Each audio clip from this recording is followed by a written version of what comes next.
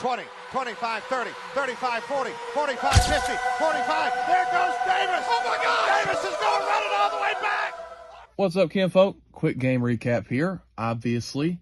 Going into this game, I knew New Mexico was going to be able to move the football. Did I think it would be that bad? No. I knew going into the game, Wysong's a heck of a player. If he hadn't dealt with that injury last year, he'd have probably been in the Power 5 this year. They have a couple other really talented receivers. I think they said they had a transfer from TCU, and they had this other kid that they said transferred from UAB about 9 times in that game. And obviously the quarterback, Dampier, very talented, very, very, very athletic and able to create with his feet. And that was what really burned us in this game because, we were winning in the pass rush. We just couldn't get the kid on the ground. That was the biggest takeaway from the defensive line was, Isaiah Rakes and Quintrell Jameson-Travis and Keldrick Falk up front were winning, right? That's a defensive front that, against an immobile QB is going to be able to push the pocket and get pressure with 3 when you need to, right? If you want to drop 8. So, but, Quintrell Jameson-Travis and Isaiah Rakes and even Keldrick Falk to an extent are not able to break down and get this type of quarterback on the ground. And that was what was so frustrating was, early on in the game where Dampier retreated about 25 yards or so and was able to get out of there and, pick up 13. It was because the reason he had ran backwards like that, Quintrell Jameson-Travis won immediately off the snap and got back there quick. He's a solid pass rusher, especially for a nose. And Isaiah Rakes also won on his pretty early. So they got back there, and Keldrick Falk eventually broke away too, and they couldn't get him on the ground. Yeah, Sylvester Smith came up and took an awful angle. He was able to get to the outside and, pick up a first down. So that was frustrating. That was very frustrating. Thankfully, we don't deal with too many more of those guys this year. Obviously, we will next week, but that's something that we're going to have to deal with, right? The 3-man front thing, not the hugest fan of it, and obviously dropping Jalen McLeod in coverage, he's okay at times. Same with Kieron.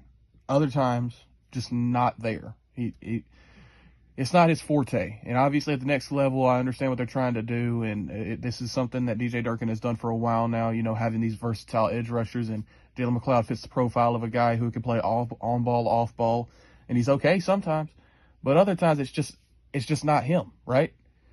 He's not an off-ball linebacker. He's played edge his entire career up to this point in college, and I feel like that is where the strength is with a 4-man front. You can get creative, but the fact that we're in a 3-man front primarily, it's a struggle because that's not his strength. Even as an off-ball blitzer, he's not great. He's at his best when you let him pin his ears back and go get the quarterback and win one-on-one with the left tackle or the right tackle. And I feel like that makes our pass rush so much more potent, right? It's great that we can get pressure with 3. That's awesome. And, it maybe you just insert a Laquan Robinson or somebody like that who has a better feel for zone. I don't know. DJ Durkin is way more intelligent about this stuff than I am, obviously. But, him in coverage, it's just not really there. Man, that is philosophical levels of defensive knowledge I just dropped on y'all. Y'all just don't know. Obviously, on the back end was a struggle, right? The last thing you can give up when a quarterback gets out of the pocket is, you can't let the receivers get behind you. That is something that, you have to drill in Caleb Harris's head and Sylvester Smith's head, because that play, if that happens against Arkansas, you're burnt. Against SEC caliber athletes, that's a house call. So, obviously those are young safeties who have not been in this position before, but Sylvester Smith cannot get caught eye-fucking the quarterback 20 yards out, right? But they got behind us, 2 of them did, and that's a big play. And this quarterback is obviously an incredible athlete, and he can burn you. Same thing with Talon Green coming up next week. He can improvise also. He's 6'5", 235, an incredible athlete. We saw it at Boise. This This dude, if he gets outside the pocket and breaks contained, he can go for 70. Incredible athlete we got coming up next week. So these are things that have to get cleaned up this week. And damn it, if we don't start getting our head around and playing the football, that is so frustrating that our guys are in position to make these plays. And we're not able to because we don't get our head around. Jaron Thompson on the deep shot didn't get his head around. The receiver came back shoulder, and caught it. On the sideline, Antonio Kai is hugging the receiver. You execute 99% of your job on the play, and you still give up a catch, and it is insanely frustrating. This is an issue that's been going on at Auburn for a while now. It improved last year. It wasn't great, but this is an issue we had with Carlton Davis and Jamel Dean not getting their head around. So, Wes McGriff and Charles Kelly have to, because you cannot win games that way. You can't survive in the SEC that way. Being able to cover these kids and then giving up the catch anyway. Because when you face a team that has a full roster of SEC talent that can burn you like that, those plays are going to matter so much more, and you're not going to be able to walk out 45-19 in those types of games, obviously. So that is just so important moving forward. Getting these defensive backs to get their head around and play the football. Obviously, the linebackers in zone coverage, it's an issue. It was an issue last year, just not good enough. And I don't know if that's something we can fix. In the run game, the defensive line can't be getting washed down on the inside zone and giving up the backside. But I don't know. I don't know.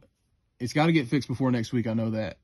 Offensively, Hank Brown, it's obviously what everybody wants to talk about, played very well, executed the offense to an excellent level. Obviously, one really bad read, he threw it into triple coverage. You got to get that cleaned up. The missed throw to Robert Lewis over the middle on the third down, got to get that cleaned up. I know he missed two more throws. One to Keandre Lambert-Smith on the RPO out. I think it was on the first drive. Threw it behind him. If that's an SEC caliber corner, that thing's going the other way. And a little drop off to Rivaldo, missed about 5 yards on that play because he just threw it right into the turf. But outside of that, this is a redshirt freshman making his first start. He played well. We all assumed he'd probably play pretty well. He played very well. The play callers put him in good positions. Obviously, early, couple RPOs.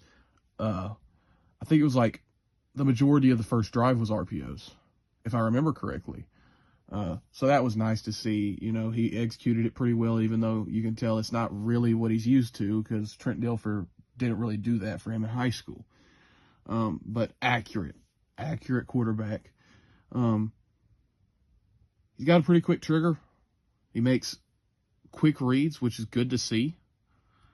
Gets to his checkdowns. High positive, because that is something that, you win a lot more football games this year if you're able to keep yourselves out of third and long because you hit your checkdowns. So the drop back game is probably going to improve just because of that overall.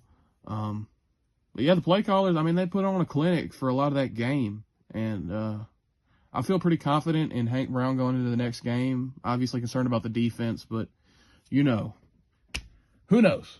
Who knows? It could all get cleaned up by next week. We really don't know. It could have just been that they were walking through this game and they underestimated the opponent. We don't know. We're not in the locker room, but fundamentally, it just was not good enough. Offensively, we did enough, and I'm excited to see what Hank does against Arkansas next week. T-Will's going to throw the book at him. Hopefully, I'll get a video on that going into this next game. But kinfolk, enjoy the win. A win is always nice. Woke up Saturday looking for a dub. Woke up Sunday with one. Selena, go! Stop!